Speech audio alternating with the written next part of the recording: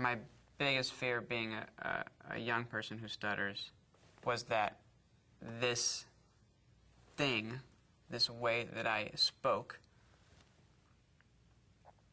would not allow me to achieve my dreams or follow my dreams.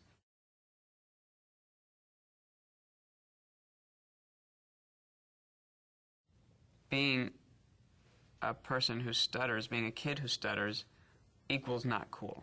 After school, when I wanted to go outside and play football with my friends or play basketball with my friends, I had to do my speech exercises first. I didn't like doing it. It made me feel like I was different from everyone else. The feeling of being not normal, the feeling of having a problem that needed to be fixed. Like, it was clear that I hated doing the therapy, and so we just stopped, and I stopped doing the exercises.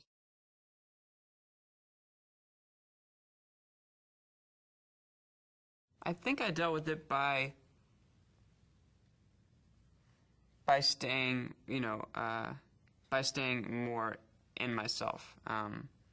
Just started to be a little less outgoing, not sharing my true feelings with other people. I think I started to develop, another, like a separate side of me that was the person who stuttered. It was like having this part of me that I wanted to keep a secret from whoever I could. And in doing that, you start to develop all of these tricks and all of these, you start to avoid stuttering at any cost, which means not being free and not being who you really are and not talking when you want to talk and not talking about what you want to talk about. To be like a walking, talking editor, walking, talking self-editor, it's exhausting, for one.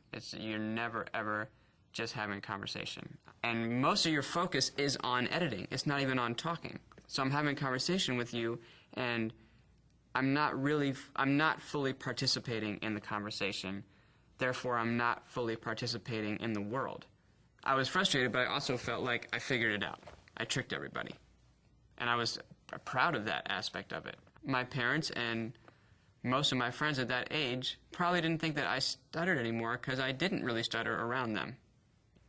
So I won. I had tricked them, and they all thought that I was fine. While inside I was sad and frustrated and very, very lonely and very afraid. The phone is still a tough situation. There's still certain consonants or certain sounds that are harder than others, and D has always been a hard sound for me. And my apartment, of course, is 23D. And so ordering food to be delivered is always a tough thing. If you're on the phone and someone says, "What's your apartment?" you can't lie or change apartments, or else you'll never get your food. So a lot of times what will happen is I'll say 23, and then I'll take a little breath, and there are no patients. They're like, "What'd you say? What apartment? What'd you say?" Which then just like makes me crazy. So then like I'm just stuck on D. But it's one of those stutters that's like it's just a silent stutter.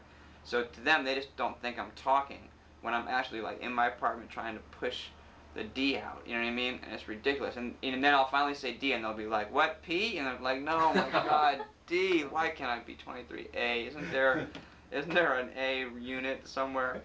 But there are a lot of tricks or tools that I think most people who stutter have developed. And for me, I find speaking in an accent helps. I think I'm a pretty good actor, but I can't do accents. Like, I'm really bad at it. So I'll just kind of do whatever accent I think of that is no specific accent at all. I mean, it's a little Indian or a little Irish sometimes even it goes, and I'm very bad at it, but I just say apartment 23D, and then that's done, and I'm stuttering, and I can go back to like speaking how I do it. I feel like I'm cheating, and I feel like I'm not being honest with them.